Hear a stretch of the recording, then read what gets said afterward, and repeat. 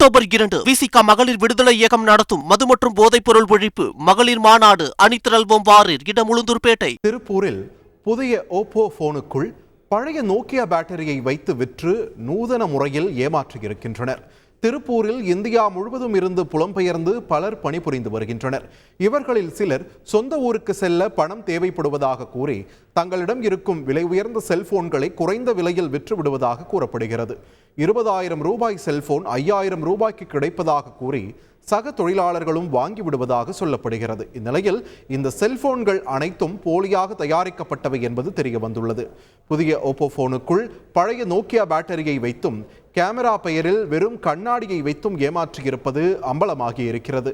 செல்போனை வாங்கி ஏமாந்த வடமாநில தொழிலாளி ஒருவர் கை தவறி செல்போனை கீழே போட்டு உடைத்த நிலையில் அதனை சரி செய்ய கடைக்கு சென்றபோது இந்த மோசடி தெரிய வர இது குறித்தான வீடியோ வெளியாகி பரவி வருகிறது.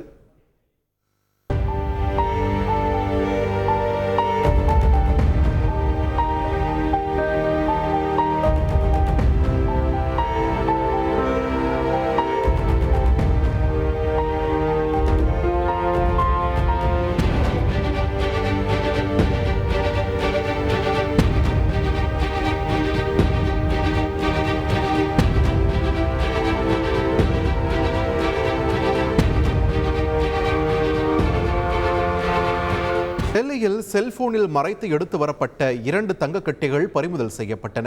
சவுதி அரேபியாவின் டம்மன் விமான நிலையத்திலிருந்து டெல்லி சர்வதேச விமான நிலையத்திற்கு பயணம் செய்த பயணி ஒருவரின் உடைமைகளை சுங்கத்துறையினர் சோதனை செய்தனர். அப்போது செல்போனில் பேட்டரி வைக்கும் இடத்தில் பேட்டரிக்கு பதிலாக 2 தங்கக்கட்டிகளை வைத்து கடத்தி வந்தது தெரிய வந்தது. 200 கிராம் எடை கொண்ட இந்த 2 தங்கக்கட்டிகளையும் பறிமுதல் செய்த அதிகாரிகள் கடத்தி வந்த பயணியிடம் விசாரணை நடத்தி வருகின்றனர். அக்டோபர் 2 விசிக மகளிர் விடுதலை இயக்கம் நடத்தும் மது மற்றும் போதைப் பொருள் ஒழிப்பு மகளிர் மாநாடு அணிதிரள்வோம் வாரீர். இடம் உளுந்தூர்பேட்டை.